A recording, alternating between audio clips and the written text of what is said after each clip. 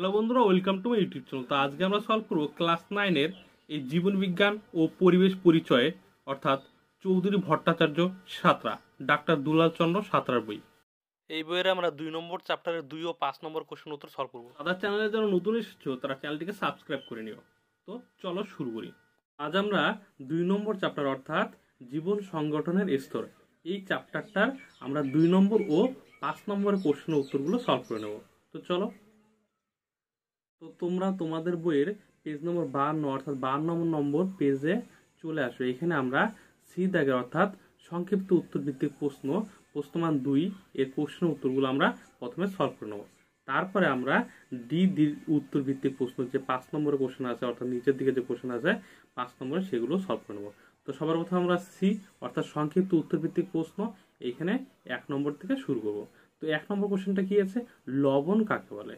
এই কোশ্চেনের উত্তরটা তোমাদের বইয়ের 25 নম্বর পেজে উত্তরটা পেয়ে যাবে। দেখো তোমাদের বইয়ের 25 নম্বর পেজে উত্তরটা নিচের দিকে দেওয়া আছে কি, লবণ। এই যে লবণের সংজ্ঞা এখানে সুন্দর করে দেওয়া আছে। এই কোশ্চেনের উত্তরগুলো তোমাদের খাতার মধ্যে সুন্দর করে নোট ডাউন করে নেবে, সুন্দর করে লিখে নেবে, তাহলে দেখবে মুখস্থ করতে সুবিধা হবে। ঠিক আছে?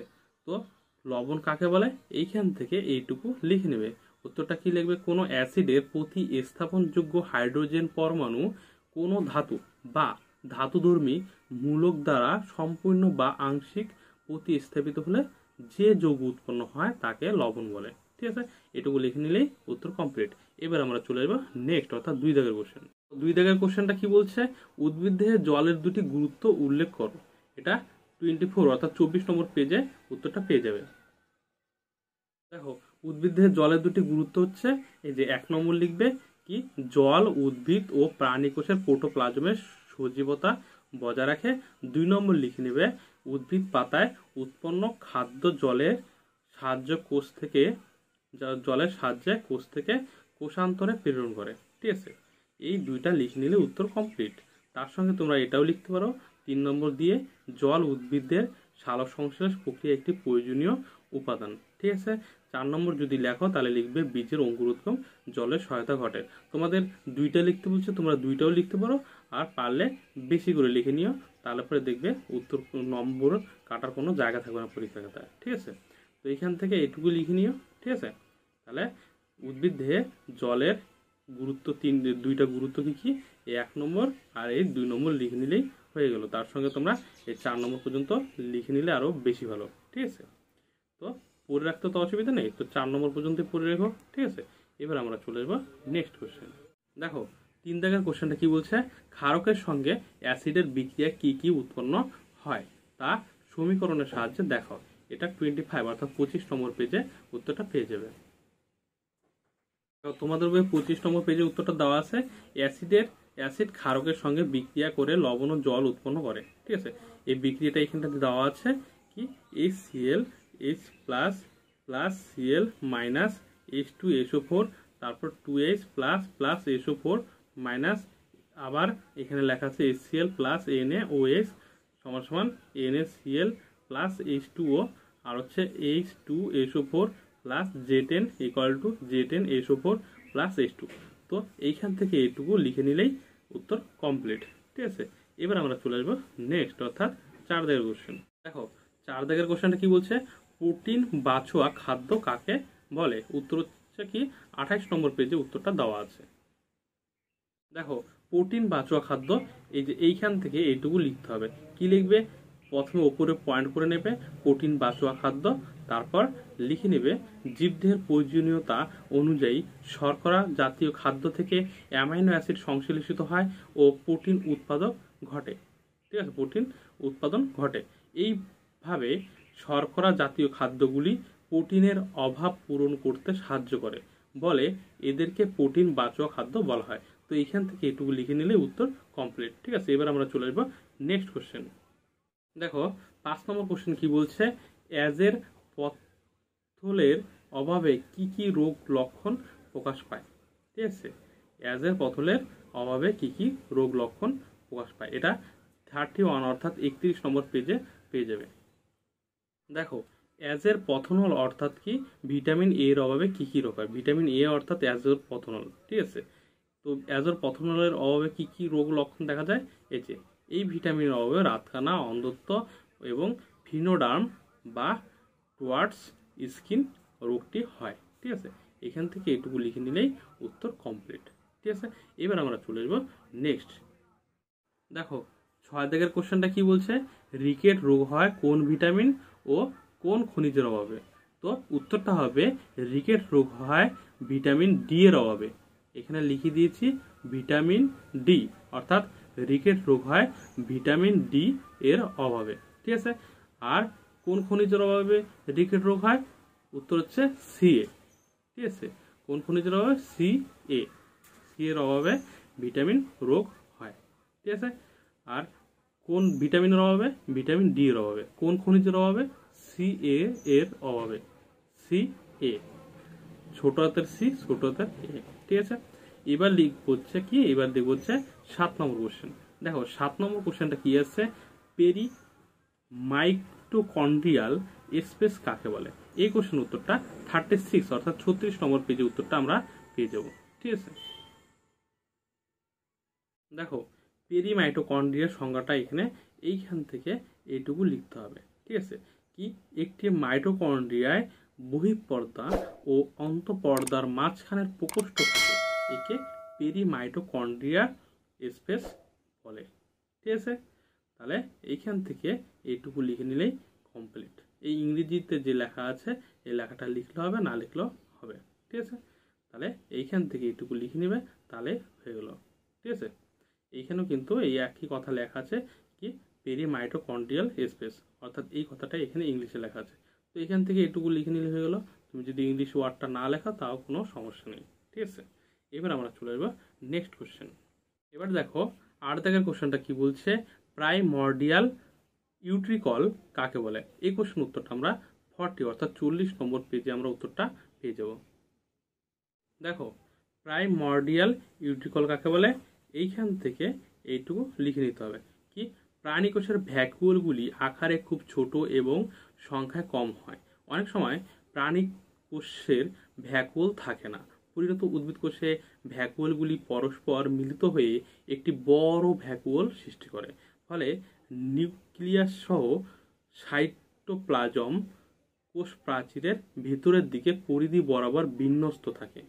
ভ্যাকুয়ালকে বেষ্টন করে সাইটোপ্লাজমের এরকম বিন্যাসকে প্রাইমোর্ডিয়াল ইউট্রিকল বলে। ঠিক আছে, তাহলে এইখান থেকে এইটুকু লিখে নিলেই উত্তর কমপ্লিট। সবার প্রথমে তুমি পয়েন্ট করবে কি প্রাইমোর্ডিয়াল ইউট্রিকল, এখানে পয়েন্ট করবে প্রাইমোর্ডিয়াল ইউট্রিকল, তারপরে ওর ভিত্তিতে ওর নিচে এখান থেকে এটুকু লিখে নেবে, তাহলে উত্তর কমপ্লিট।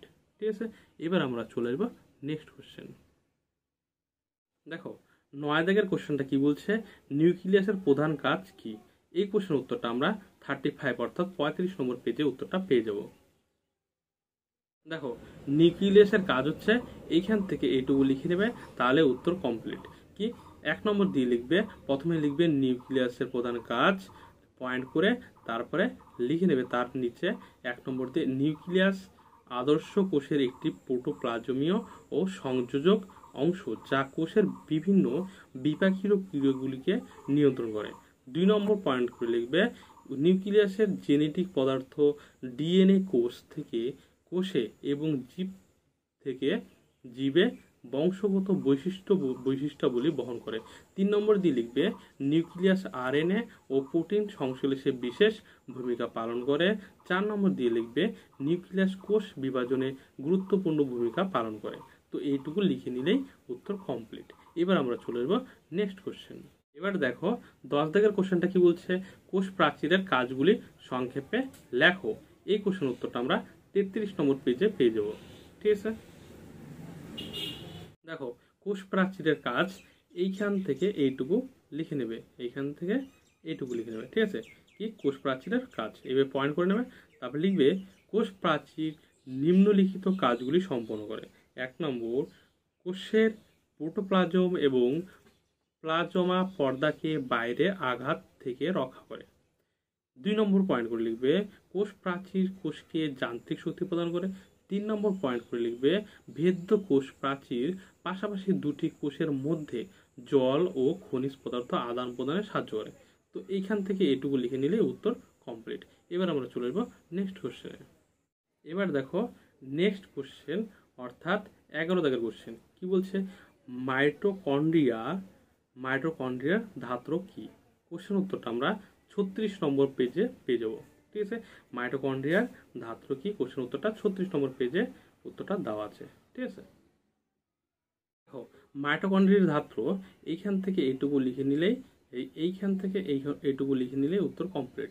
উত্তরটা লিখবে প্রথমে মাইটোকন্ড্রিয়ার ধাত্র, এটা পয়েন্ট করবে, এখানে মাইটোকন্ড্রিয়ার ধাত্র পয়েন্ট করবে, পয়েন্ট করে তারপর লিখবে মাইটোকন্ড্রিয়ার অন্তঃপর্দা ঘেরা ভিতরের প্রকোষ্ঠকে অন্তঃপ্রকোষ্ঠ বলে, এই প্রকোষ্ঠের অর্ধতরল পদার্থকে মাইটোকন্ড্রিয়ার ধাত্র বা মাইটোকন্ড্রিয়ার ম্যাট্রিক্স বলে।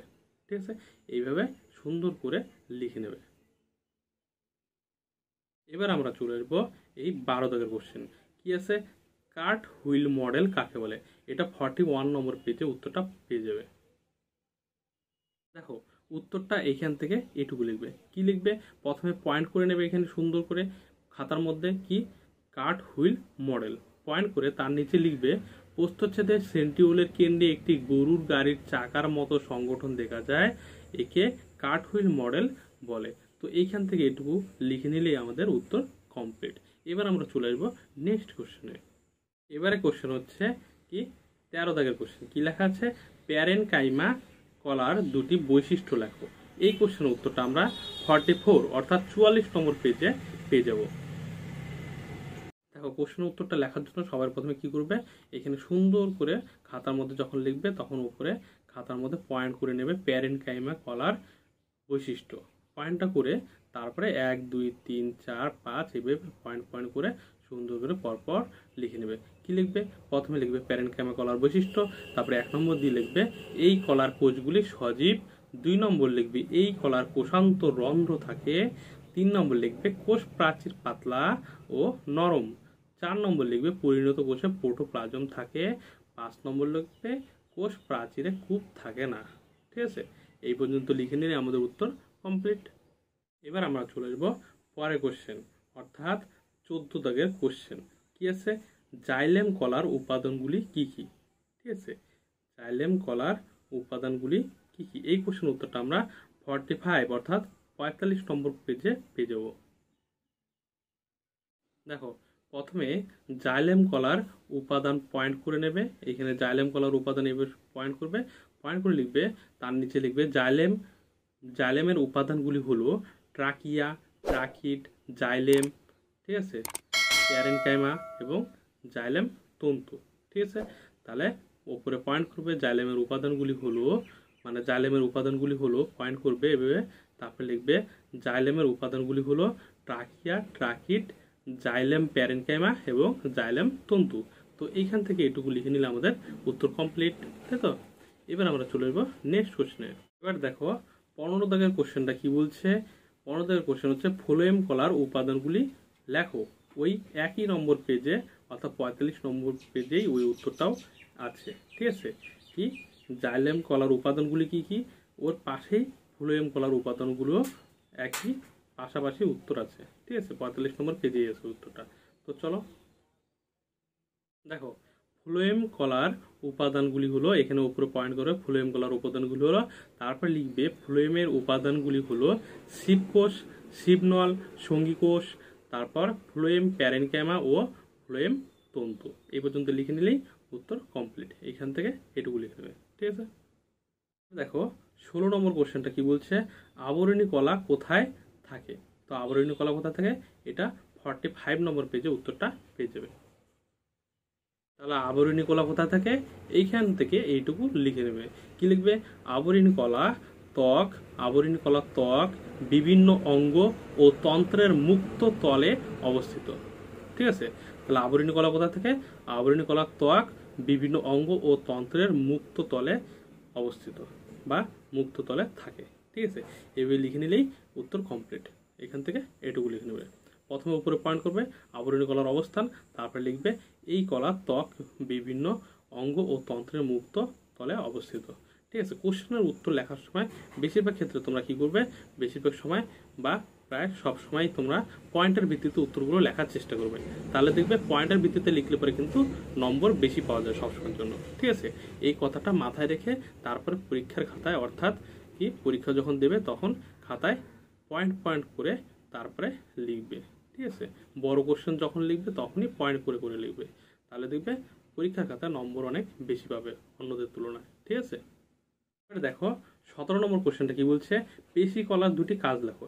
এটা 46 অর্থাৎ 46 নম্বর পেজে উত্তরটা দেওয়া আছে। ঠিক আছে, এই হচ্ছে পেশি কলা আর এই হচ্ছে কাজ। তাহলে তুমি পয়েন্ট করবে পেশি কলার কাজ। যখন খাতার মধ্যে কোশ্চেন লিখবে, কোশ্চেন লিখে নিচে উত্তর লিখবে, উত্তর লিখে লিখবে পেশি কলার কাজ, এভাবে পয়েন্ট করবে।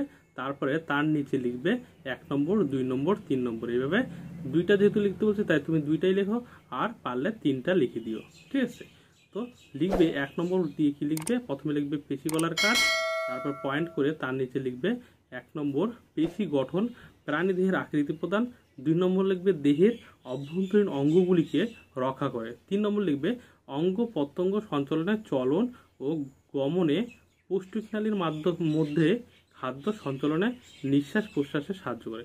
তো এইখান থেকে এটুকু লিখে নিলেই আমাদের উত্তর কমপ্লিট। এবার আমরা চলে যাবো নেক্সট কোশ্চেনে। এবারে দেখো নেক্সট কোশ্চেন অর্থাৎ 18 দাগের কোশ্চেনটা কি বলছে, ত্বকের দুটি কাজ উল্লেখ করো।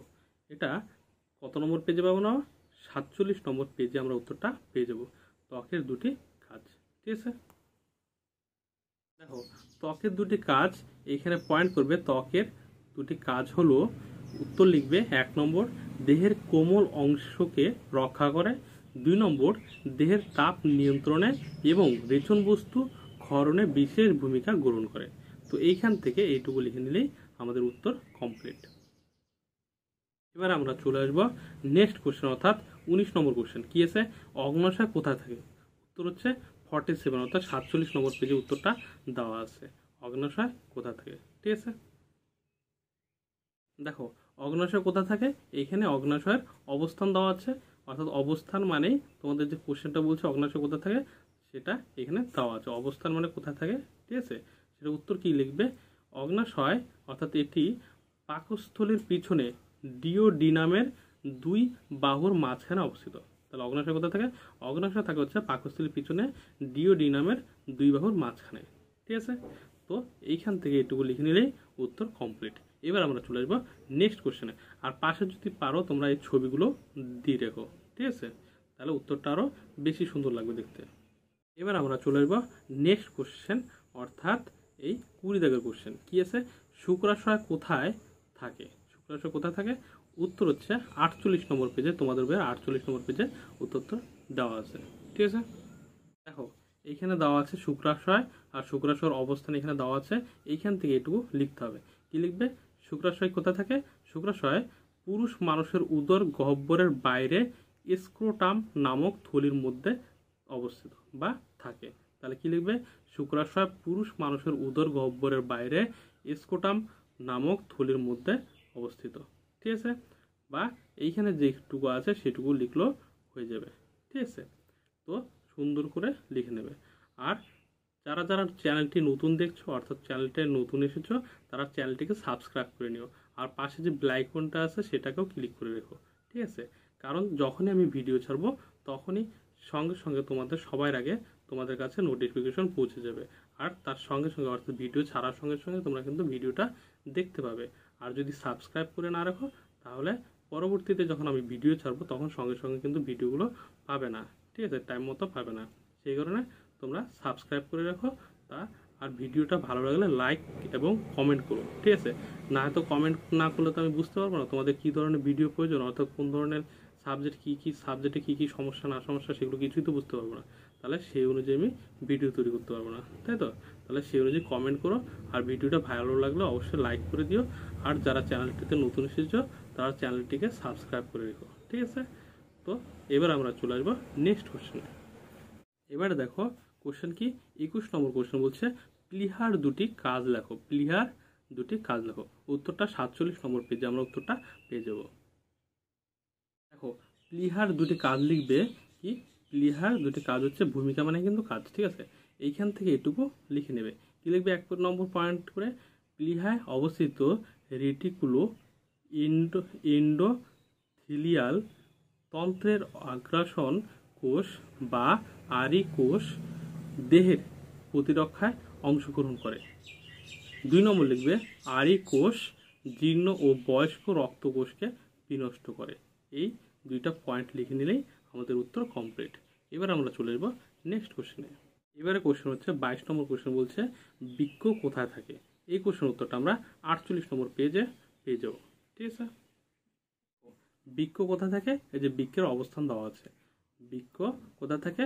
মানুষের বৃক্ক দুটি উদর গহ্বরে কটি অঞ্চলে, ঠিক আছে, গহ্বরের কটি অঞ্চলের মেরুদণ্ডের দুপাশে পেরিটোনিয়াম পর্দার নিচে অবস্থিত। তাহলে বৃক্ক কোথা থেকে? মানুষের বৃক্ক দুটি উদর গহ্বরে কটি অঞ্চলে মেরুদণ্ডের দুপাশে পেরিটোনিয়াম পর্দার নিচে অবস্থিত। এবার আমরা চলে আসবো নেক্সট কোশ্চেনে। এবারে দেখো 23 নম্বর কোশ্চেনটা কি বলছে। 23 নম্বর কোশ্চেন হচ্ছে মস্তিষ্কের দুটি কাজ উল্লেখ করো।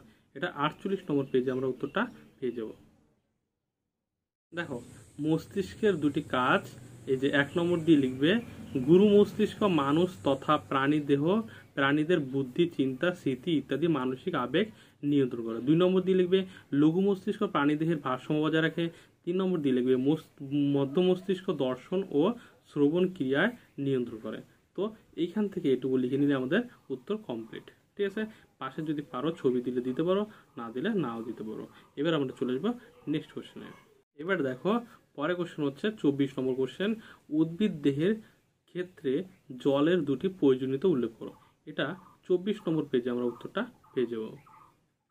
দেখো উদ্ভিদের জলের দুটি প্রয়োজনীয়তা, এইখান থেকে এটুকুই লিখতে হবে। এই কোশ্চেন উত্তরটা আমরা 2 নম্বরে পেয়েছিলাম। ঠিক আছে, ওইখানে ছিল গুরুত্ব, এখানে আছে প্রয়োজনীয়তা, ব্যাপার একই। তাহলে কি লিখবো? উদ্ভিদের জলের দুটি প্রয়োজনীয়তা হচ্ছে 1 নম্বর দিয়ে লিখবো জল উদ্ভিদ ও প্রাণী কোষের প্রোটোপ্লাজমের সজীবতা বজায় রাখে। 2 নম্বর দিয়ে লিখবো উদ্ভিদ পাতায় উৎপন্ন খাদ্য জলের সাহায্যে কোষ থেকে কোষান্তরে প্রেরণ করে। 3 নম্বর দিয়ে লিখবো জল উদ্ভিদের সালোক সংশ্লেষের প্রক্রিয়ায় একটি প্রয়োজনীয় উপাদান।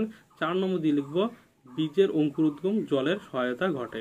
ঠিক আছে, এইটুকু লিখে নিলে আমাদের উত্তর কমপ্লিট। উপরে আমরা পয়েন্ট করে নেব কি উদ্ভিদ দেহে জলের প্রয়োজনীয়তা। ঠিক আছে, তারপর আমরা এইখান থেকে এটুকু লিখে নেব। ঠিক আছে, এতক্ষণ আমরা সি দাগ অর্থাৎ সংক্ষিপ্ত উত্তর ভিত্তিক প্রশ্ন 2 নম্বর কোশ্চেন উত্তরগুলো সলভ করে নিলাম। এবার আমরা কোশ্চেন উত্তর সলভ করবো ডি দাগের কোশ্চেন কি দীর্ঘ উত্তর ভিত্তিক প্রশ্ন, অর্থাৎ 5 নম্বরের প্রতিটি প্রশ্নের মান 5 করে থাকবে। অর্থাৎ এই দীর্ঘ উত্তর ভিত্তিক প্রশ্নগুলো আমরা এখন সলভ করবো। ঠিক আছে, দেখো 1 নম্বর কোশ্চেন কি আছে, প্রোটোপ্লাজমে কি কি অজৈব ও জৈব অণু থাকে। ঠিক আছে, এটা আমরা 24 নম্বর পেজ আর 26 নম্বর পেজে উত্তরগুলো পেয়ে যাব। দেখো কোশ্চেনটা কি ছিল, প্রোটোপ্লাজমে প্রয়োজনীয় কি জৈব অজৈব উপাদানগুলি কি কি সেটা লিখতে বলছে। তো যেহেতু 5 নম্বর কোশ্চেন তাই একটু বড় করে লিখতে হবে। তার উপরে তুমি সুন্দর করে পয়েন্ট করবে এভাবে ভূমিকা লিখে এইখান থেকে এটুকু লিখে নেবে। কি লিখবে? ভূমিকা পয়েন্ট করে তার নিচে অর্থাৎ তার ভিত্তিতে লিখবে প্রত্যেক জীবদেহ এক বা একাধিক কোষ দিয়ে গঠিত। প্রত্যেক সজীব কোষ প্রোটোপ্লাজম নামক এক প্রকার অর্ধতরল জেলির মতো সজীব পদার্থ দিয়ে গঠিত। জীবের সমস্ত রকম জীবজ ক্রিয়াগুলি প্রোটোপ্লাজমের মধ্যে ঘটে। ফলে প্রোটোপ্লাজম ব্যতীত জীবের জীবনের কোনো অস্তিত্ব থাকে না। Carbon, hydrogen, oxygen, nitrogen, sulphur, phosphorus ইত্যাদি মৌলের সংযোগে গঠিত হয় প্রোটোপ্লাজম। ঠিক আছে, এটুকু ভূমিকা লিখে এবার লিখলে কি জীবদেহে নানা রকম অজৈব জৈব বস্তু সমন্বয়ে গঠিত, এটুকু লিখে নিলে। এবার তার নিচে পয়েন্ট করবে কি প্রোটোপ্লাজমে অজৈব উপাদানগুলি হলো কি 1 নম্বর এইসব অজৈব উপাদানগুলি লিখবে তার ভিত্তিতে জীবদেহের জীবজ সংগঠনে জল, অ্যাসিড, ক্ষার, লবণ, গ্যাস প্রভৃতি অজৈব পদার্থগুলি গুরুত্বপূর্ণ ভূমিকা পালন করে। তো এইখান থেকে এটুকু লিখবে। ঠিক আছে, এটা হচ্ছে অজৈব উপাদান। আর জৈব উপাদানটা আমরা কত নম্বর পেজে পাবো? 26 নম্বর পেজে, তাই তো। অজৈব উপাদান লেখা হয়ে গেলে তারপরে তোমরা জৈব উপাদান পয়েন্ট করবে। জৈব উপাদান পয়েন্ট করে তার ভিত্তিতে লিখবে জীবের দেহ গঠনে যেমন অনেক অজৈব বস্তুর প্রয়োজন হয় তেমনি নানা রকম জৈব বস্তুরও প্রয়োজন হয়। জৈব পদার্থগুলি সাধারণত কার্বন ও হাইড্রোজেন সংযোগে প্রস্তুত হয়। জীবিত কোষের গঠন কাঠামো তৈরি ছাড়াও শক্তি সঞ্চয়, শক্তি উৎপাদন, বৃদ্ধি, পুষ্টি, ক্ষয়পূরণ ইত্যাদি জৈবিক কার্যগুলি সম্পন্ন হয়। তারপরে তার সঙ্গে লিখবা জৈব অণুদের দুভাগে ভাগ করা হয়েছে, যথা ক্ষুদ্র অণুসমূহ, সরল শর্করা, amino acid, fatty acid, nucleotide. বৃহৎ 2 নম্বর দিয়ে লিখবে বৃহৎ অণুসমূহ, জটিল শর্করা, প্রোটিন, লিপিড বা ফ্যাট ও নিউক্লিক অ্যাসিড। ঠিক আছে, তো এই পর্যন্ত লিখে নিলে উত্তর কমপ্লিট। এবার দেখো 2 দাগের কোশ্চেন কি বলছে, জীবদেহে জলের ভূমিকাগুলি ব্যাখ্যা করো। এই কোশ্চেনের উত্তরটা আমরা 24 নম্বর পেজে পেয়ে যাব। দেখো জীবদেহে জলের ভূমিকা এইখানে এই জায়গা থেকে তোমরা এই পর্যন্ত লিখে নেবে টোটালটা। ঠিক আছে, এবার কি লিখবে, উপরে লিখবে জীবদেহে জলের ভূমিকা, এই যে যেভাবে পয়েন্ট আছে সেভাবে পয়েন্ট করবে, পয়েন্ট করে লিখবে কি 1 নম্বর পয়েন্ট করে লিখবে তার ভিত্তিতে জল উদ্ভিদ ও প্রাণী কোষের প্রোটোপ্লাজমের সজীবতা বজায় রাখে। 2 নম্বর লিখবে উদ্ভিদ পাতায় উৎপন্ন খাদ্য জলের সাহায্যে কোষ থেকে কোষান্তরে প্রেরণ করে। 3 নম্বর লিখবে জল উদ্ভিদের সালোক সংশ্লেষণ প্রক্রিয়ায় একটি প্রয়োজনীয় উপাদান। 4 নম্বর লিখবে বীজের অঙ্কুরোদ্গম জলে সহায়তা ঘটে। 5 নম্বর লিখবে খনিজ লবণ, হরমোন ও বিভিন্ন অজৈব ও জৈব পদার্থ জলীয় মাধ্যমে সংগ্রহ জীবদেহে পরিবাহিত হয়। 6 নম্বর লিখবে প্রাণীদেহে খাদ্যবস্তু আর্দ্র বিশ্লেষণের মাধ্যমে পাচিত হয়ে পুষ্টিতে সহায়তা করে। 7 নম্বর লিখবে জল প্রাণীদেহে রক্ত ও লসিকাকে তরল রেখে খাদ্যের কি সারাংশ O2 অর্থাৎ অক্সিজেন, উৎসেচক, হরমোন, খনিজ লবণ ইত্যাদিকে কোষে কোষে সংবাহিত করে। 8 নম্বর লিখবে জল ঘর্মাকারে এবং মূত্রাকারে প্রাণীদের বিপাকজাত পদার্থগুলিকে দেহ থেকে দূরীভূত করে। তো এইটুকু লিখে নিলেই উত্তর কমপ্লিট। এবার আমরা চলে আসবো 3 নম্বর কোশ্চেনে, কি আছে প্রোটিনের রাসায়নিক গঠন সংক্ষেপে বর্ণনা করো। এই কোশ্চেনের উত্তরটা আমরা 28 অর্থাৎ 28 নম্বর পেজে পেয়ে যাব। দেখো প্রোটিনের রাসায়নিক গঠন কি, এইখান থেকে এইটুকু লিখে নেবে, উপরে লিখবে পয়েন্ট করবে প্রোটিনের রাসায়নিক গঠন। ঠিক আছে, এবার তার ভিত্তিতে লিখবে প্রোটিনের মৌলিক উপাদানগুলি শর্করা পরিমাণ হলো C 54%, H 7%, N 16% ও 22%, P 1%। ঠিক আছে, সব প্রোটিনে নয়। এভাবে লিখবে, তারপর লিখবে S 0.6%, সব প্রোটিনে নয়। তারপরে দাঁড়িয়ে দেবে, তারপর লিখবে প্রতিটি প্রোটিন অণুর অসংখ্য অ্যামাইনো অ্যাসিডের প্রায় 20 অ্যামাইনো অ্যাসিড সমন্বয়ে গঠিত। অ্যামাইনো এক প্রকার জৈব অ্যাসিড বিশেষ অ্যামাইনো অ্যাসিড দ্বারা গঠিত হয় পলিপেপটাইড শৃঙ্খল, আর এক বা একাধিক পলিপেপটাইড শৃঙ্খল দ্বারা গঠিত হয় প্রোটিন অণু। অ্যামাইনো অ্যাসিডগুলি পরস্পর পেপটাইড বন্ধনী দ্বারা যুক্ত হয়ে রৈখিক সজ্জায় অবস্থান করে। পেপটাইড বন্ধনী CONH সৃষ্টির সময় একটি অ্যামাইনো অ্যাসিডের কার্বক্সিল গ্রুপ অপর অ্যামাইনো অ্যাসিডের অ্যামাইনো গ্রুপ এর সঙ্গে বিক্রিয়া করে বন্ধনী সৃষ্টি করে। এইভাবে অ্যামাইনো অ্যাসিড পরপর জোড়া লেগে পলিপেপটাইড তৈরি হয়। প্রোটিনের প্রাথমিক গঠনের সকল অ্যামাইনো অ্যাসিড শৃঙ্খল পাশাপাশি অ্যামাইনো অ্যাসিডের সঙ্গে হাইড্রোজেন বন্ধনীর মাধ্যমে যে গঠন সৃষ্টি হয় তাকে গৌণ গঠন বলে। গৌণ আকার প্রাপ্ত প্রোটিন ভাঁজপ্রাপ্ত হয়ে ত্রিমাত্রিক আকার ধারণ করে। এই জায়গা থেকে এটুকু লিখে নিলে হয়ে গেল। ঠিক আছে, প্রোটিনের রাসায়নিক গঠন পয়েন্ট করবে, তারপরে এখান থেকে এখানে এই পর্যন্ত লিখে নেবে। ঠিক আছে, তাহলে উত্তর কমপ্লিট। এবার দেখো 4 নম্বর কোশ্চেন কি আছে, ডিএনএ ও আরএনএ এর পার্থক্য দেখাও। ডিএনএ ও আরএনএ এর পার্থক্য এই বইয়ে, তোমাদের এই বইয়ে নাই, সেই কারণে আমি অন্য বই থেকে দেখাচ্ছি। ডিএনএ ও আরএনএ এর পার্থক্য তুমি কিভাবে লিখবে, এইখানে যেভাবে লেখা আছে ঠিক একই রকমভাবে লিখে নেবে। উপরে লিখবে ডিএনএ ও আরএনএ এর পার্থক্য, তারপর নিচে ডিএনএ বা পাশে ডিএনএ পয়েন্ট করবে আর ডান পাশে লিখবে আরএনএ। ঠিক আছে, এবার ডিএনএ নিচে 1 নম্বর দিয়ে লিখবে ডিএনএ প্রধানত কোষের নিউক্লিয়াস স্থিত ক্রোমোজোমে থাকে, আর আরএনএ নিচে 1 নম্বর দিয়ে লিখবে আরএনএ প্রধানত কোষের সাইটোপ্লাজমে থাকে। এবার ডিএনএ নিচে 2 নম্বর দিয়ে লিখবে ডিএনএতে ডিঅক্সিরিবোজ রাইবোজ শর্করা থাকে, আর আরএনএ নিচে 2 নম্বর দিয়ে লিখবে আরএনএতে রাইবোজ শর্করা থাকে। এবার ডিএনএ নিচে 3 নম্বর দিয়ে লিখবে ডিএনএ এর 4টি নাইট্রোজেন বেস হলো অ্যাডেনিন, গুয়ানিন, সাইটোসিন আর হচ্ছে থাইমিন। আর আরএনএর নিচে লিখবে 3 নম্বর দিয়ে আরএনএর 4টি নাইট্রোজেন বেস হলো অ্যাডেনিন, গুয়ানিন, সাইটোসিন আর হচ্ছে ইউরাসিল।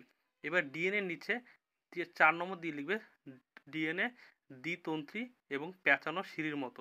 আরএনএর নিচে 4 নম্বর দিয়ে লিখবে আরএনএ একতন্ত্রী এবং রেখাকার। ঠিক আছে, এইভাবে কোশ্চেন উত্তরটা লিখে নিলে উত্তর কিন্তু কমপ্লিট। ঠিক আছে, তাহলে উপরে ডিএনএ আরএনএ পার্থক্য পয়েন্ট করে নিচে যেইভাবে আছে একদম হুবহু একই রকমভাবে লিখে নিবে, তাহলেই দেখবে উত্তরটা একদম পুরোপুরি কমপ্লিট। ঠিক আছে, আমরা চলে আসবো নেক্সট কোশ্চেন, অর্থাৎ কি 5 নম্বর কোশ্চেন। কোশ্চেনটা কি আছে, একটি জলে দ্রবণীয় ও একটি ফ্যাটে দ্রবণীয় ভিটামিনের মানবদেহের ভূমিকা উল্লেখ করো। তো একটা জলে দ্রবণীয় ভিটামিন কি, ভিটামিন সি, আর একটা ফ্যাটে দ্রবণীয় ভিটামিনের নাম কি, ভিটামিন ডি।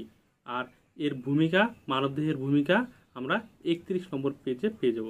ঠিক আছে, তাহলে একটি কি জলে দ্রবণীয় ভিটামিনের নাম কি, ভিটামিন সি, আর একটা ফ্যাটে দ্রবণীয় ভিটামিনের নাম কি, ভিটামিন ডি। আর এর মানবদেহের ভূমিকা, এই যে জলে দ্রবণীয় ভিটামিন সি আর হচ্ছে ভিটামিন ডি, এই দুইটার মানবদেহের ভূমিকা আমরা 31 নম্বর পেজে পেয়ে যাব। ঠিক আছে, তাহলে আমরা ভিটামিন সি এর, ভিটামিন ডি এর ভূমিকা কি লিখবো, এই যে এইখান থেকে এটুকু লিখবো। কি লিখবো, মানবদেহে এই ভিটামিনের ভূমিকা হলো 1 নম্বর দিয়ে লিখবো অস্থি ও দন্ত গঠনে সহায়তা করে। 2 নম্বর লিখবো অন্ত্রে কি সিএ ও পি শোষণে সহায়তা করে। 3 নম্বর লিখবো অস্থি ও রক্তে সি এর সামান্য বজায় রাখে। এই ভিটামিনের অভাবে ছোটদের রিকেট এবং বড়দের অ্যাস্ট্রিওম্যালেশিয়া রোগ হয়। এবার আমরা ভিটামিন সি এর ক্ষেত্রে কি লিখব, এই ভিটামিন মানবদেহে মাড়িকে সুস্থ রাখে, রক্তক্ষরণ হ্রাস করে, লোহিত কণিকা ও অণুচক্রিকা গঠন করে, স্কারবি প্রতিরোধ করে। ঠিক আছে, তো এই পর্যন্ত লিখলে আমাদের উত্তর কমপ্লিট। এবার আমরা চলে আসবো নেক্সট কোশ্চেন, অর্থাৎ কত নম্বর, এই 6 দাগের কোশ্চেনে, কি প্রোক্যারিওটিক ও ইউক্যারিওটিক কোষের মধ্যে পার্থক্য লেখো। তো এটা আমাদের 42 নম্বর পেজে উত্তরটা পেয়ে যাবো। প্রোক্যারিওটিক কোষ আর ইউক্যারিওটিক কোষের মধ্যে এই যে পার্থক্য সুন্দর করে দেওয়া আছে, এখানে বিষয় অর্থাৎ পয়েন্ট দেওয়া আছে। এই পয়েন্টের ভিত্তিতে কি প্রোক্যারিওটিক কোষের মধ্যে কি আছে আর ইউক্যারিওটিক কোষের মধ্যে কি আছে। দেখো কোষ প্রাচীর কি বলছে, প্রোক্যারিওটিক কোষের ক্ষেত্রে কোষ প্রাচীর ক্ষেত্রে কি বলছে, কোষ প্রাচীর থাকে যার মুখ্য উপাদান হলো কি মিউকোপেটাইড আর হচ্ছে বা পেপটাইডোগ্লাইকেন।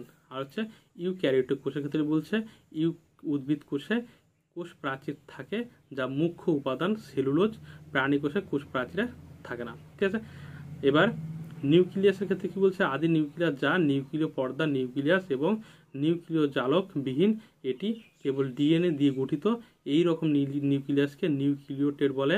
আর ইউক্যারিওটিক কোষের ক্ষেত্রে এটা কি বলছে, আদর্শ নিউক্লিয়াস। ঠিক আছে, যা নিউক্লিয় পর্দা নিউক্লিয়াস, নিউক্লিয় রস এবং নিউক্লিয় জালক নিয়ে গঠিত। ঠিক আছে, এবার 3 নম্বর বলছে কোষ অঙ্গাণু, আদি কোষে পর্দা ঘেরা কোনো কোষ অঙ্গাণু প্লাস্টিড, মাইটোকন্ড্রিয়া, গোলগি বস্তু, লাইসোজোম ইত্যাদি থাকে না। ঠিক আছে, আর ইউক্যারিওটিক কোষের ক্ষেত্রে কি বলছে, এই কোষে পর্দা ঘেরা কোষ অঙ্গাণু থাকে।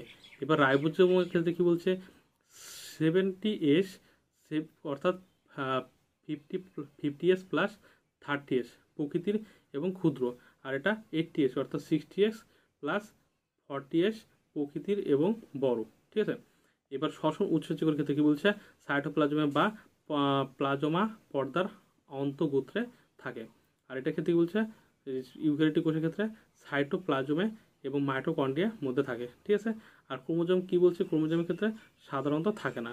প্রোক্যারিওটিক কোষের মধ্যে ক্রোমোজোম থাকে না, আর এটা কি নির্দিষ্ট সংখ্যক ক্রোমোজোম থাকে। ঠিক আছে, ইউক্যারিওটিক কোষের ক্ষেত্রে নির্দিষ্ট পরিমাণ অর্থাৎ নির্দিষ্ট সংখ্যক কি থাকে, ক্রোমোজোম থাকে, আর এটার মধ্যে থাকে না। অর্থাৎ প্রোক্যারিওটিক কোষের মধ্যে থাকে আর থাকে না, আর হচ্ছে ইউক্যারিওটিক কোষের মধ্যে থাকে। এবার কোষ বিভাজন ক্ষেত্রে কি বলছে, অ্যামাইটোসিস পদ্ধতিতে ঘটে, আর এটা হচ্ছে মাইটোসিস ও মিয়োসিস পদ্ধতিতে ঘটে। আর হচ্ছে ভ্যাকুলের ক্ষেত্রে কি বলছে, সাধারণত থাকে না, আর এটা উদ্ভিদ কোষে থাকে, প্রাণী কোষে সাধারণত থাকে না। ডিএনএ ক্ষেত্রে কি বলছে, ডিএনএ প্রোটিনের সঙ্গে সংযুক্তভাবে থাকে না, অর্থাৎ নগ্ন, আর প্রোটিনের সঙ্গে সংযুক্তভাবে থাকে ইউক্যারিওটিক কোষের ক্ষেত্রে বলছে। ঠিক আছে, এইভাবে সুন্দর করে লিখে নিলে উত্তরটা কমপ্লিট। যেভাবে আছে একদম হুবহু একই রকমভাবে লিখে নেবে। আর এই সম্পূর্ণটাই পরীক্ষা আসলে এই সম্পূর্ণটাই কিন্তু পরীক্ষার খাতায় লিখবে, কারণ 5 নম্বর কোশ্চেনের উত্তর, তাই সেই ক্ষেত্রে একটু বড় লিখতে হবে। ঠিক আছে, তাই সম্পূর্ণটা করে নেবে আর সুন্দর করে লিখে নেবে। ঠিক আছে, আর পরীক্ষার খাতায় কিন্তু সম্পূর্ণই লিখবে, ঠিক আছে, তাহলে নম্বর কাটার কোনো জায়গা থাকবে না। দেখো 7 নম্বর কোশ্চেন কি বলছে, উদ্ভিদ কোষ ও প্রাণী কোষের মধ্যে 5টি পার্থক্য লেখো। এটা আমরা 43 নম্বর পেজে পেয়ে যাবো। দেখো উদ্ভিদ কোষ ও প্রাণী কোষের মধ্যে পার্থক্য, এই যে বিষয় এখানে দেওয়া আছে পয়েন্ট পয়েন্ট করে সুন্দর করে, এবং উপরে পয়েন্ট করে উদ্ভিদ কোষ ও প্রাণী কোষের মধ্যে পার্থক্য। এবার লিখবে কি, এই পাশে লিখবে উদ্ভিদ কোষ, এভাবে প্রাণী কোষ, যেভাবে আছে একদম হুবহু একই রকমভাবে লিখে নেবে, তাহলে হয়ে গেলো। দেখো এপাশে কি আছে, কোষ প্রাচীর, উদ্ভিদ কোষের ক্ষেত্রে কি থাকে আর প্রাণী কোষের ক্ষেত্রে থাকে না। এবার 2 নম্বর হচ্ছে পিনোসাইডিক গহ্বর, উদ্ভিদ কোষের ক্ষেত্রে হচ্ছে কি গঠিত হয় না, আর প্রাণী কোষের ক্ষেত্রে গঠিত হয়। এবার কি ক্লোরোপ্লাস্ট উদ্ভিদ কোষের ক্ষেত্রে থাকে আর প্রাণী কোষের ক্ষেত্রে থাকে না, ঠিক আছে, ব্যতিক্রম। ইউগ্লিনা ক্রাইস্যামিবা, ঠিক আছে। এবার উদ্ভিদ কোষের ক্ষেত্রে সেন্ট্রোজোম অনুপস্থিত আর প্রাণী কোষের ক্ষেত্রে উপস্থিত, ঠিক আছে। এবার লাইসোজোম কি, উদ্ভিদ কোষের ক্ষেত্রে সাধারণত থাকে না, আর হচ্ছে প্রাণী কোষের ক্ষেত্রে থাকে। এবার কি ভ্যাকুল হচ্ছে উদ্ভিদ কোষের ক্ষেত্রে সংখ্যা অনেক এবং অপেক্ষাকৃত বড় আকারের, আর প্রাণী কোষের ক্ষেত্রে সংখ্যা কম ও ক্ষুদ্র অনেক ক্ষেত্রে থাকে না, ঠিক আছে। এবার যেভাবে আছে একদম হুবহু একই রকমভাবে লিখে নেবে, তাহলে উত্তর কমপ্লিট, ঠিক আছে। এবার আমরা চলে যাবো নেক্সট কোশ্চেনে। এবার দেখো নেক্সট কোশ্চেন অর্থাৎ কি এই 8 দাগের কোশ্চেন কি বলছে, কোষ প্রাচীরের গঠন চিত্র সহ বর্ণনা করো। এটা আমরা 33 অর্থাৎ 33 নম্বর পেজে উত্তরটা পেয়ে যাবো। কোষ প্রাচীরের গঠন যেহেতু আমাদের কি চিত্র আঁকতে বলছে, আবার চিত্র সব বর্ণনাও করতে বলছে, ঠিক আছে। শুধু চিত্র আঁকলে হবে না, আর চিত্র এঁকে শুধু নাম লিখলে হবে না। যদি বলতো যে চিত্র আঁকো এবং কি কি নাম সেগুলো চিহ্নিত করো, তাহলে যদি সেটা বলতো তাহলে আমাদের ছবি এঁকে নামগুলো চিহ্নিত করলে হয়ে যেত। কিন্তু যেহেতু বলছে কি কোষ প্রাচীরের গঠন চিত্র সহ বর্ণনা করো, অর্থাৎ চিত্র আঁকতে হবে আবার বর্ণনাও করতে হবে, ঠিক আছে। তাহলে আমাদের এইখান থেকে এটুকু লিখতে হবে। তাহলে কি লিখবো, প্রথমে পয়েন্ট করব কোষ প্রাচীরের গঠন, তারপরে এইভাবে লিখব পরিণত উদ্ভিদ কোষে কোষ প্রাচীর 3টি স্তর দিয়ে গঠিত, যথা মধ্যপর্দা, মুখ্য বা প্রাচীর কি প্রাথমিক প্রাচীর, 3 নম্বর লিখব গৌণ প্রাচীর। এবার 1 নম্বর পয়েন্ট করে লিখব মধ্যপর্দা বা মধ্য ল্যামেলা, ঠিক আছে। এই পয়েন্টের ভিত্তিতে আমরা লিখব উদ্ভিদ কলার সন্নিহিত দুটি কোষের মাঝে যে অন্তঃকোষীয় ধাত্র থাকে তাকে মধ্যপর্দা বলে। মধ্যপর্দা প্রধানত ক্যালসিয়াম ও ম্যাগনেসিয়াম পেকটেট এবং কয়েক রকমের প্রোটিন দিয়ে গঠিত। 2 নম্বর লিখব প্রাথমিক প্রাচীর বা মুখ্য প্রাচীর। এই পয়েন্টের ভিত্তিতে লিখব মধ্য পর্দার দুপাশে প্রথম যে প্রাচীর গঠিত হয় তাকে প্রাথমিক প্রাচীর বলে। এটি কোষের একেবারে বাইরের স্তর। প্রাচীরটি তুলনামূলকভাবে কি পাতলা ও ভেদ্য, এটি প্রধানত সেলুলোজ দিয়ে গঠিত। 3 নম্বর পয়েন্ট লিখব গৌণ প্রাচীর। এই পয়েন্টের ভিত্তিতে লিখব প্রাথমিক কোষ প্রাচীরের ভিতরের দিকে এবং প্লাজমা পর্দার বাইরে যে প্রাচীর গঠিত হয় তাকে গৌণ প্রাচীর বলে। এই প্রাচীরটি পুরু শক্ত ভেদ্য। এই প্রাচীর সেলুলোজ, হেমিসেলুলোজ, লিগনিন ইত্যাদি উৎপাদনের সহযোগে গঠিত হয়। উদ্ভিদ কোষ প্রাচীরের সূক্ষ্ম ছিদ্রের মাধ্যমে পার্শ্ববর্তী কোষের মধ্যে সাইটোপ্লাজমের সংযোগ স্থাপিত হয়, একে প্লাজমোডেসমাটা বলে, ঠিক আছে। আর পাশে এই সুন্দর করে ছবিটা এঁকে নেব, তাহলে আমাদের উত্তর কমপ্লিট। তো এখান থেকে এটুকু লিখবো, সঙ্গে ছবিটাও দিতে হবে, ঠিক আছে।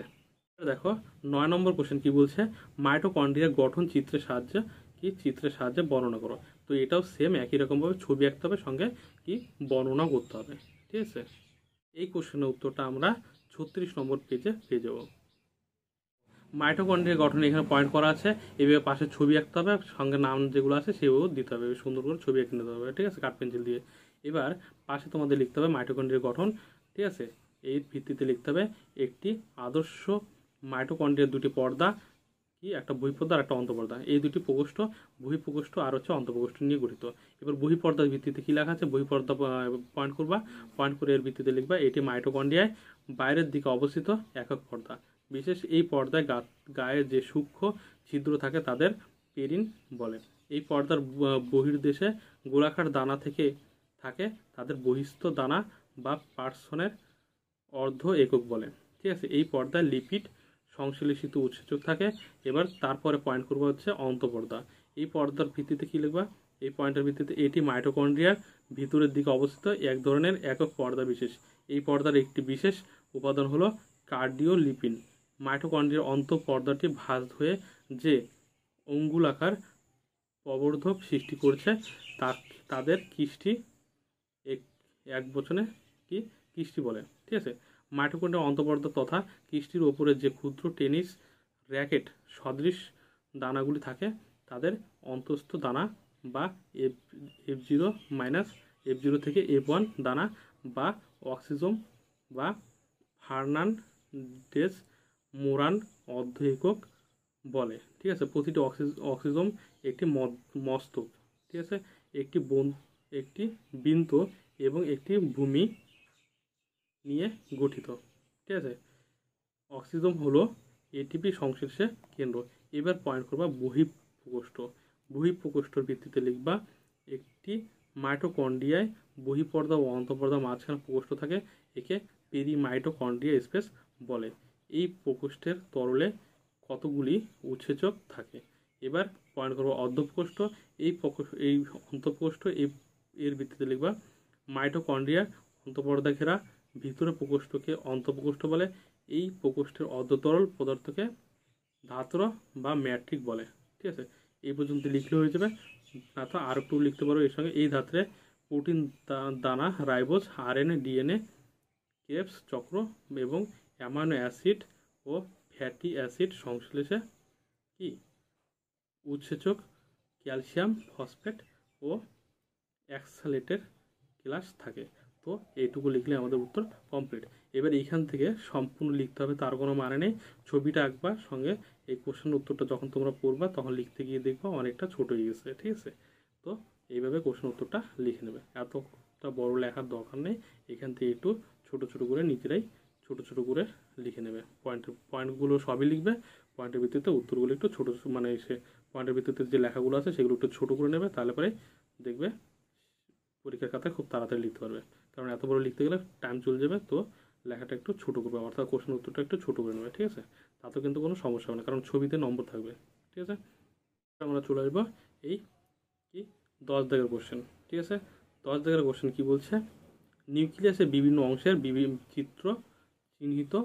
চিত্রাঙ্কন করো। ঠিক আছে, নিউক্লিয়াসের বিভিন্ন অংশের চিত্রাঙ্কন করো, অর্থাৎ নিউক্লিয়াসের ছবি আঁকতে হবে আর সেগুলোর বিভিন্ন অংশগুলোর নাম লিখতে হবে। এইখানে কিন্তু আর গঠন বর্ণনা করতে বলে নাই, তো এখানে শুধু ছবি আঁকলে আর নামগুলো লিখলেই হয়ে যাবে। ঠিক আছে, আর এই কোশ্চেনটা কিন্তু অর্থাৎ নিউক্লিয়াসের যে চিত্রটা, এটা কিন্তু প্রচুর ইম্পর্টেন্ট কোশ্চেন। উত্তরটা আমরা 35 নম্বর পেজে পেয়ে যাব। দেখো, এই হচ্ছে নিউক্লিয়াসের চিত্র, যেরকম আছে একদম হুবহু একই রকমভাবে আঁকবে, কাঠ পেন্সিল দিয়ে সুন্দর করে রেখে নেবে আর সঙ্গে এই নামগুলো দেবে। ঠিক আছে, যেভাবে আছে একদম নামগুলো সুন্দর করে লিখবে, তাহলে একদম ওইখানে যখন অর্থাৎ পরীক্ষা যখন আসবে তখন তো কি আসবে, নিউক্লিয়াসের চিত্র অঙ্কন করো আর কিছু নাম দিয়ে দেবে, যেই নামগুলো চিহ্নিত করো।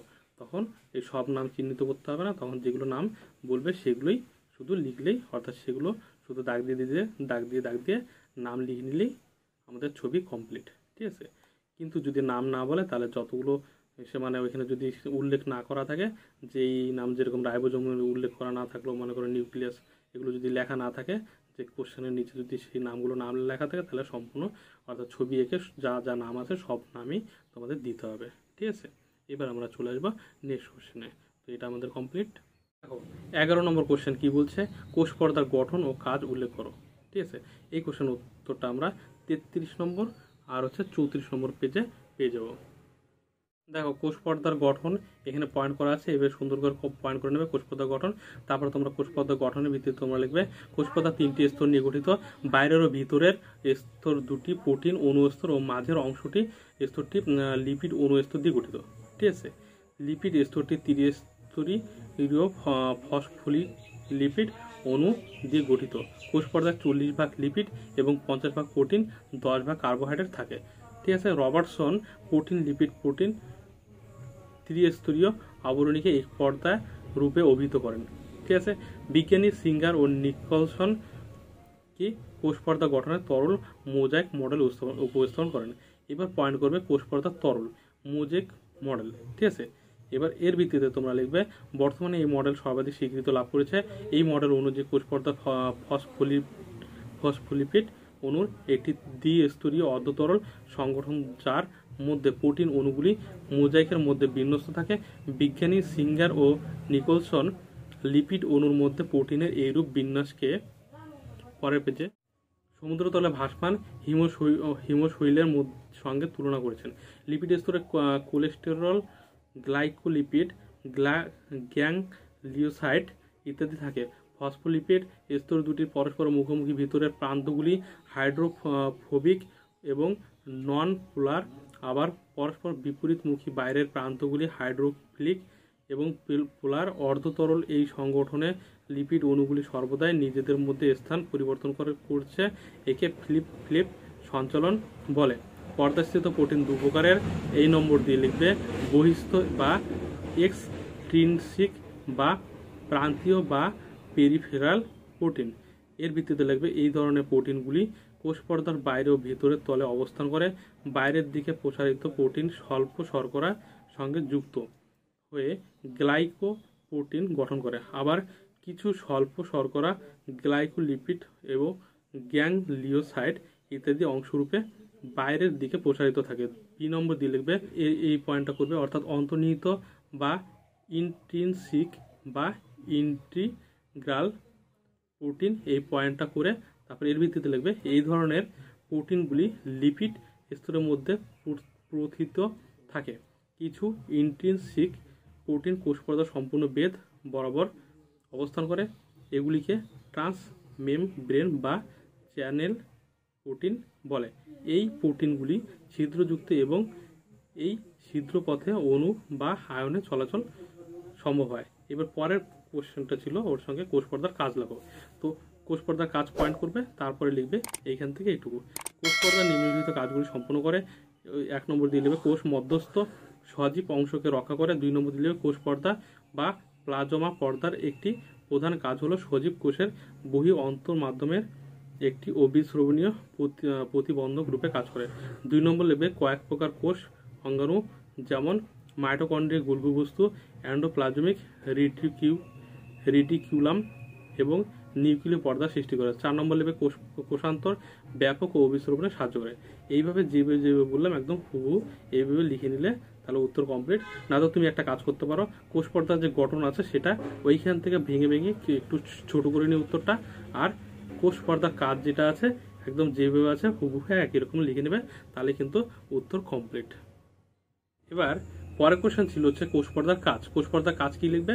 কোষ পর্দার কাজ পয়েন্ট করবে, তারপর লিখবে তার নিচে কি কোষ পর্দার নিম্নলিখিত কাজগুলি সম্পন্ন করে। কোষ মধ্যস্থ সজীব অংশকে রক্ষা করে। কোষ 2 নম্বর লিখবে কোষ পর্দা বা প্লাজমা পর্দার একটি প্রধান কাজ হলো সজীব কোষের বহি ও অন্ত মাধ্যমের একটি অবিস্মরণীয় প্রতিবন্ধক রূপে কাজ করে। 3 নম্বর লিখবে কয়েক প্রকার কোষ অঙ্গাণু যেমন মাইটোকন্ড্রিয়া, গোলজি বস্তু, এন্ডোপ্লাজমিক রেটিকিউলাম এবং নিউক্লিয় পর্দা সৃষ্টি করে। 4 নম্বর লিখবে কোষান্তর ব্যাপন ও অবিস্মরণে সাহায্য করে। এবার কোষ পর্দার কাজের উত্তর যেটা আছে সেটা উত্তরটা কিন্তু ছোট, আর কোষ পর্দার যে গঠনটা আছে সেটা অনেকটাই বড়। তাই তোমরা একটা কাজ করো, ওইখান থেকে বাদ দিয়ে একটু কোশ্চেনের উত্তরটা ছোট করে নেবে, ঠিক আছে? তারপরে পড়তে সুবিধা হবে আর লিখতেও সুবিধা হবে। না তো এইসব বেশি বড় হলে তো তোমাদের একটু অসুবিধা হবে, অর্থাৎ পরীক্ষার হলে টাইমের অভাবে হয়তো লিখতে পারবে না, ঠিক আছে? সেই কারণে ওই ওপরের অর্থাৎ গঠন যে বললাম গঠনটা একটু ছোট করে নিও, আর কাজ যেটা বললাম কাজ যেটুকু আছে সেইটুকু লিখে নিও, ঠিক আছে? তো এই কোশ্চেনের উত্তরটা আমাদের কমপ্লিট। এবার আমরা চলে আসবো নেক্সট কোশ্চেন অর্থাৎ পরবর্তী কোশ্চেনে। অর্থাৎ এর পরের যে কোশ্চেন সেটা হচ্ছে 12 নম্বর কোশ্চেন। কি বলছে? একটি আদর্শ উদ্ভিদ কোষের চিহ্নিত চিত্রাঙ্কন করো। অর্থাৎ একটা আদর্শ কোষের চিত্র অঙ্কন করতে হবে আর সেগুলো নাম লিখতে হবে, ঠিক আছে? এটা আমরা চলে আসবো কত? 42 নম্বর পেজে, অর্থাৎ এই উত্তরটা আমরা 42 নম্বর পেজে পেয়ে যাবো। দেখো আদর্শ উদ্ভিদ কোষের চিত্র, অর্থাৎ এই চিত্রটা তোমাদের অঙ্কন করতে হবে। এটা হচ্ছে আদর্শ উদ্ভিদ কোষের চিত্র, ঠিক আছে? এই যে ছবিটা এটা হচ্ছে আদর্শ উদ্ভিদ কোষের চিত্র, আর এটা হচ্ছে প্রাণী কোষের চিত্র। তো তোমাদের এই চিত্রটা অঙ্কন করতে বলছে, এইভাবে যেভাবে ছবিটা আছে সেরকম ছবিটা প্র্যাকটিস করে নেবে। আর তোমাদের যখন কোশ্চেন হবে তখন কোশ্চেন হয়তো এরকম থাকবে যে একটি আদর্শ উদ্ভিদ কোষের চিত্র অঙ্কন করো, আর তার নিচে কিছু নাম দিয়ে দেবে, সেই নামগুলো তোমাদের এভাবে চিহ্নিত করতে হবে, ঠিক আছে? যদি নাম না দেওয়া থাকে তাহলে যেভাবে আছে একদম হুবহু একই রকম আঁকতে হবে আর একই রকমভাবে নামগুলো লিখে নিতে হবে, ঠিক আছে? এবার চলে আসবো আমরা নেক্সট কোশ্চেনে। এবার আমরা চলে আসবো এই 13 দাগের কোশ্চেন, কারণ আমাদের 12 নম্বর কমপ্লিট। 13 নম্বর কোশ্চেন কি বলছে? স্নায়ুকলার বৈশিষ্ট্য লেখো। এটা হচ্ছে 46 নম্বর পেজে আমরা উত্তরটা পেয়ে যাবো। তো তোমরা স্নায়ুকলার বৈশিষ্ট্য অর্থাৎ স্নায়ুকলার বৈশিষ্ট্য তোমরা এখান থেকে এটুকু লিখে নেবে, ঠিক আছে? কি লিখবা? উপরে পয়েন্ট করবা স্নায়ুকলার বৈশিষ্ট্য, ঠিক আছে? এবার স্নায়ুকলার বৈশিষ্ট্য পয়েন্ট করে তারপরে লিখবা 1 নম্বর দিয়ে স্নায়ুকলা স্নায়ুকোষ বা নিউরন ও নিউরোগ্লিয়া দিয়ে গঠিত। 2 নম্বর লিখবা প্রতিটি স্নায়ুকোষ কোষ দেহ অ্যাকশন ও ডেন্ড্রন দ্বারা গঠিত। 3 নম্বর লিখবা কোষ দেহ গোলাকার ডিম্বাকার নক্ষত্রাকার। 4 নম্বর লিখবা অ্যাকশন স্নায়ুকোষের দীর্ঘ প্রবর্ধক যা নিউরিলেমা আবরণে আবৃত থাকে। 5 নম্বর লিখবা ডেন্ড্রন স্নায়ুকোষের ক্ষুদ্র শাখা প্রশাখা যুক্ত প্রবর্ধক। 6 নম্বর লিখবা অ্যাকশনের উপরে মায়েলিন শীত থাকে। 7 নম্বর লিখবা স্নায়ুকোষের সেন্ট্রোজোমটি নিষ্ক্রিয়। ঠিক আছে, এই বললাম, এইভাবে লিখে নেবে, তাহলে উত্তরটা আমাদের কমপ্লিট। ঠিক আছে, এবার আমরা চলে আসবো নেক্সট কোশ্চেনে। দেখো 14 নম্বর কোশ্চেনটা কি বলছে, যোগ কলার বৈশিষ্ট্য উল্লেখ করো। এটা আমরা 45 নম্বর পেজে পেয়ে যাবো। দেখো এই হচ্ছে যোগ কলা আর এই হচ্ছে যোগ কলার বৈশিষ্ট্য। তাহলে যোগ কলার বৈশিষ্ট্য আমরা পয়েন্ট করব, পয়েন্ট করে এখান থেকে এটুকু লিখে নেব কি 1 নম্বর দিয়ে এই কলা ভিত্তি পর্দা থাকে না। ঠিক আছে, এই কলার ভিত্তি পর্দা থাকে না। 2 নম্বর লিখবো এই কলায় কোষ উপাদান অপেক্ষা ধাত্রের পরিমাণ বেশি। 3 নম্বর লিখবো ধাত্র তরল অর্ধতরল বা কঠিন হতে পারে। 4 নম্বর লিখবো এই কলা আদি ভ্রূণের মেসোডার্ম থেকে উৎপন্ন হয়। ঠিক আছে, তো এখান থেকে এটুকু লিখে নিলে আমাদের উত্তর কমপ্লিট। এবার আমরা চলে আসবো নেক্সট কোশ্চেনে। এবার আমরা চলে আসবো এই 15 দাগের কোশ্চেন। কি আছে, প্যারেনকাইমা ও কোলেনকাইমা কলার বৈশিষ্ট্য লেখো। এটা আমরা 44 নম্বর পেজে পেয়ে যাবো। প্যারেনকাইমা কলার বৈশিষ্ট্য হচ্ছে এটা। ঠিক আছে, আর কোলেনকাইমা কলার বৈশিষ্ট্য হচ্ছে এটা। প্যারেনকাইমা কলার বৈশিষ্ট্য কি, এখানে পয়েন্ট করবো প্যারেনকাইমা কলার বৈশিষ্ট্য, তারপরে 1 2 3 4 5 এই পর্যন্ত যেগুলো আছে ওই লিখে নেবো। ঠিক আছে, কি লিখবো, প্যারেনকাইমা কলার বৈশিষ্ট্য, তারপরে লিখবো 1 নম্বর দিয়ে এই কলার কোষগুলি সজীব। 2 নম্বর লিখবো এই কলার কোষান্তর রন্ধ্র থাকে। 3 নম্বর লিখবো কোষ প্রাচীর পাতলা ও নরম। 4 নম্বর লিখবো পরিণত কোষে প্রোটোপ্লাজম থাকে। 5 নম্বর লিখবো কোষ প্রাচীরে কূপ থাকে না। এবার কোলেনকাইমা কলার বৈশিষ্ট্য পয়েন্ট করে লিখবো, তার নিচে 1 নম্বর দিয়ে এই কলার কোষগুলি সজীব। 2 নম্বর লিখবো এই কলায় কোষান্তর রন্ধ্র থাকতে পারে, আবার নাও থাকতে পারে। 3 নম্বর লিখবো কোষ প্রাচীর অসমভাবে স্থূল ও দৃঢ়।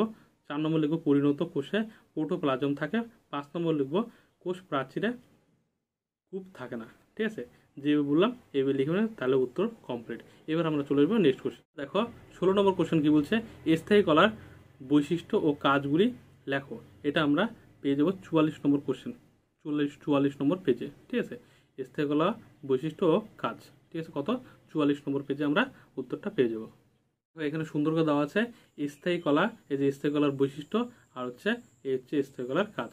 তো প্রথমে বৈশিষ্ট্য পয়েন্ট করবো, বৈশিষ্ট্য পয়েন্ট করে আমরা কি লিখবো, স্থায়ী কলার বৈশিষ্ট্য এভাবে পয়েন্ট করবো যে স্থায়ী কলার বৈশিষ্ট্য। তার নিচে লিখবো 1 নম্বর দিয়ে কোষগুলি আকারে সাধারণত গোলাকার ডিম্বাকার বহুভুজাকার ইত্যাদি। 2 নম্বর লিখবো কোষগুলি পাতলা ও পুরু, পাতলা বা পুরু কোষ প্রাচীরযুক্ত। 3 নম্বর লিখবো এই কলা কোষগুলি সজীব অথবা মৃত হতে পারে। 4 নম্বর লিখবো এই কলার কোষগুলির মধ্যে ভ্যাকুয়াল থাকে। 5 নম্বর লিখবো কোষগুলির মধ্যে কোষান্তর রন্ধ্র থাকতে পারে, আবার নাও থাকতে পারে।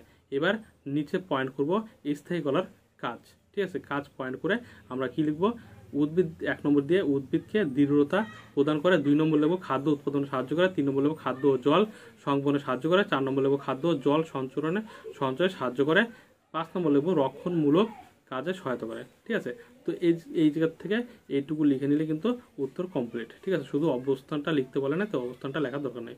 তাহলে এইখান থেকে এইটুকু লিখে নেবো, শুধু এইটুকু এই লাইনটা শুধু বাদ দেবো এখানে। ঠিক আছে, তো যেভাবে বললাম একদম হুবহু একই রকমভাবে লিখে নিও, তাহলে তোমাদের উত্তর কমপ্লিট। ঠিক আছে, তো খাতার মধ্যে সুন্দর করে নোট ডাউন করে নিও, তাহলে দেখবে পড়তে খুবই সুবিধা হবে। আর দাদার চ্যানেলে যারা নতুন এসেছো তারা চ্যানেলটিকে সাবস্ক্রাইব করে নিও, কারণ চ্যানেলটা সাবস্ক্রাইব করলে তোমরা আমি যখন ভিডিও ছাড়বো তখন সঙ্গে সঙ্গে পেয়ে যাবে। ঠিক আছে, তো আমরা চলে আসবো নেক্সট কোশ্চেনে। এবার আমরা চলে আসবো এই 17 দাগের কোশ্চেন, কি ভাজক কলার বৈশিষ্ট্য অবস্থান ও কাজ উল্লেখ করো। তো এটা আমরা 43 নম্বর পেজে উত্তরটা পেয়ে যাবো। দেখো এই হচ্ছে ভাজক কলা, আর ভাজক কলার বৈশিষ্ট্য হচ্ছে এটা কি দেওয়া আছে। 1 নম্বর ভাজক কলা কোষগুলি আকারে সাধারণত ছোট ও দৈর্ঘ্য ও প্রস্থে প্রায় সমান হয়। 2 নম্বর কোষগুলি গোলাকার ডিম্বাকার অথবা বহুভুজাকার হয়। 3 নম্বর হচ্ছে কোষ প্রাচীর খুব পাতলা, গৌণ কোষ প্রাচীর স্তর অনুপস্থিত। 4 নম্বর হচ্ছে কোষগুলি ঘন সন্নিবিষ্টভাবে অবস্থান করায়। কোষগুলি মাঝে কোনো ফাঁকা স্থান অর্থাৎ কোনো কোষান্তর রন্ধ্র থাকে না। 5 নম্বর লিখব প্রতিটি কোষ ঘন দানাদার সাইটোপ্লাজমে পূর্ণ থাকে। 6 নম্বর হচ্ছে প্রতিটি কোষে একটি বড় ও সুস্পষ্ট নিউক্লিয়াস থাকে। 7 নম্বর হচ্ছে কোষে সাধারণত ভ্যাকুয়াল থাকে না, থাকলেও তা আকারে খুবই ছোট হয়। 8 নম্বর কি লিখব, কোষগুলি সর্বদাই বিভাজনে সক্ষম। এবার অবস্থান পয়েন্ট করে লিখব, উদ্ভিদের বর্ধিষ্ণু অঞ্চলে যেমন মূল কাণ্ডের অগ্রভাগে কাক্ষিক মুকুল এবং পুষ্প মুকুলে ভাজক কলা দেখা যায়, তাছাড়া ব্যক্তবীজী ও গুপ্তবীজী উদ্ভিদের নালিকা বান্ডিলে পার্শ্বস্থ ভাজক কলা বা ক্যাম্বিয়ায় থাকে। এবার ভাজক কলার কাজ পয়েন্ট করে লিখব, এই কলার কোষগুলি ক্রমাগত মাইটোসিস পদ্ধতিতে বিভাজিত হয়ে কোষের সংখ্যা বৃদ্ধি করে ও উদ্ভিদ অঙ্গের বৃদ্ধি ঘটায়। 2 নম্বর পয়েন্ট দিয়ে করে লিখব কি, ভাজক কলা উদ্ভিদে নতুন অঙ্গ সৃষ্টির সূত্রপাত ঘটায়। 3 নম্বর লিখব, ভাজক কলা কোষ থেকে স্থায়ী কলা উৎপত্তি ঘটে। তো এই পর্যন্ত লিখলে আমাদের উত্তর কমপ্লিট। এবার আমরা চলে আসবো নেক্সট কোশ্চেনে। এবার আমরা চলে আসবো এই 18 দাগের কোশ্চেন, কি আছে, যকৃতের অবস্থান ও কাজগুলি উল্লেখ করো। এটা আমরা পেয়ে যাবো 48 নম্বর পেজে। ঠিক আছে, এই হচ্ছে যকৃৎ, আর যকৃতের অবস্থান এই, আর হচ্ছে এই হচ্ছে ভূমিকা, ভূমিকা মানে হচ্ছে কাজ। ঠিক আছে, অবস্থান অর্থাৎ যকৃতের অবস্থান কি লিখবো, আমাদের দেহে সবচেয়ে বড় পুষ্টি গ্রন্থি যা উদর গহ্বরের ডান দিকে মধ্যচ্ছদার নিচে অবস্থিত। ঠিক আছে, প্রাপ্তবয়স্ক লোকের যকৃতের ওজন 1.5 কেজি। ঠিক আছে, প্রথমে পয়েন্ট করবো যকৃতের অবস্থান, তারপরে এইখান থেকে এটুকু লিখে নেব। এবার পয়েন্ট করবো হচ্ছে যকৃতের কাজ। এটা পয়েন্ট করে আমরা লিখবো 1 নম্বর দিয়ে, যকৃৎ পিত্তরস ক্ষরণ করে পিত্তাশয়ে জমা করে। 2 নম্বর লিখবো, যকৃতে কার্বোহাইড্রেট, প্রোটিন, ফ্যাট বিপাক ঘটে। ঠিক আছে, 3 নম্বর পয়েন্ট করে লিখবো, যকৃতে অবস্থিত কুফার কোষ রোগ জীবাণুদের ধ্বংস করে। 4 নম্বর লিখবো, যকৃতে অ্যামোনিয়া থেকে ইউরিয়া উৎপন্ন হয়। ঠিক আছে, অর্থনৈতিক চক্র, এটা লিখলে হবে না লিখলে হবে, তো এটুকু লিখলে হয়ে গেলো। ঠিক আছে, তো এখান থেকে এটুকু লিখে নেবে, তাহলে আমাদের উত্তর কমপ্লিট।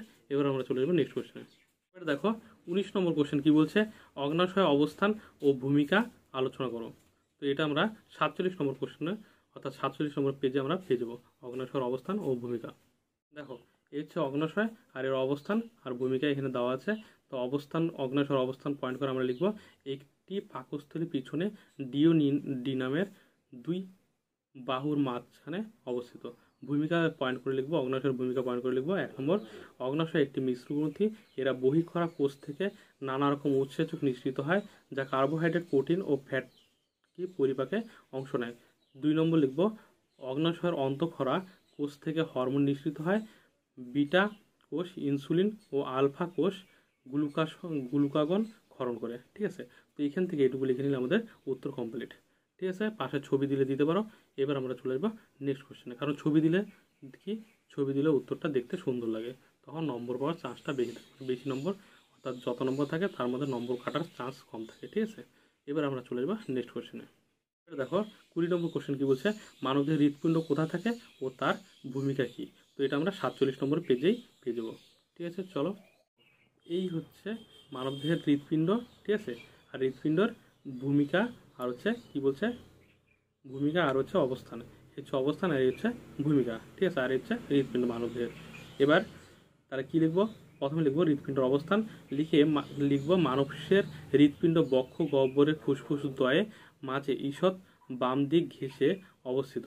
ঠিক আছে, ব্র্যাকেটে দেওয়া আছে, দেখো প্রাপ্তবয়স্ক পুরুষের হৃৎপিণ্ডের ওজন হচ্ছে 280 থেকে 340 গ্রাম। আচ্ছা, এবার ভূমিকা বা কাজ লিখবো, কি হৃৎপিণ্ডের ভূমিকা বা কাজ। আচ্ছা, ভূমিকায় পয়েন্ট যেহেতু লিখতে বলছে তাই লিখবো হচ্ছে হৃৎপিণ্ডের ভূমিকা। পয়েন্ট করে লিখবো 1 নম্বর দিয়ে, হৃৎপিণ্ড অবিরাম ছান্দিক গতিতে সংকুচিত ও প্রসারিত হয়ে সারা দেহে রক্ত সঞ্চালন করে। 2 নম্বর লিখবো, হৃৎপিণ্ড রক্তচাপ নিয়ন্ত্রণে বিশেষ ভূমিকা গ্রহণ করে। ঠিক আছে, তো এখান থেকে এটুকু লিখলে আমাদের উত্তর কমপ্লিট। এবার আমরা চলে যাবো নেক্সট কোশ্চেনে। দেখো এবার 21 নম্বর কোশ্চেন কি বলছে, সুষুম্না কাণ্ডের অবস্থান ও ভূমিকাগুলি উল্লেখ করো। এটা আমরা 48 নম্বর পেজে উত্তরটা পেয়ে যাবো। দেখো সুষুম্না কাণ্ডের অবস্থান এখানে দেওয়া আছে। তো সুষুম্না কাণ্ডের অবস্থান আর ভূমিকা, এই যে অবস্থান লিখবো, সুষুম্না কাণ্ডের অবস্থান পয়েন্ট করবো, তারপর লিখবো কি, পৃষ্ঠদেশে মেরুদণ্ডের দৈর্ঘ্য বরাবর নিউরাল ক্যানেলের মধ্যে অবস্থান করে। তারপর লিখবা ভূমিকা, সুষুম্না কাণ্ডের ভূমিকা পয়েন্ট করে লিখবা 1 নম্বর কি, প্রতিবর্তী ক্রিয়া নিয়ন্ত্রণ করে। 2 নম্বর লিখবা সুষুম্না কাণ্ড দেহের বিভিন্ন অংশের সঙ্গে মস্তিষ্কের যোগসূত্র স্থাপন করে।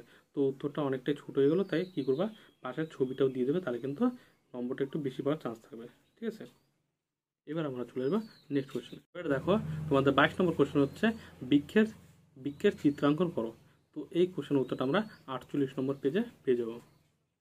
এই হচ্ছে বৃক্ষের চিত্র, অর্থাৎ তোমাদের যে 22 নম্বর যে কোশ্চেনটা বলছে বৃক্ষের চিত্র অঙ্কন করতে, তো এই হচ্ছে বৃক্ষের চিত্র।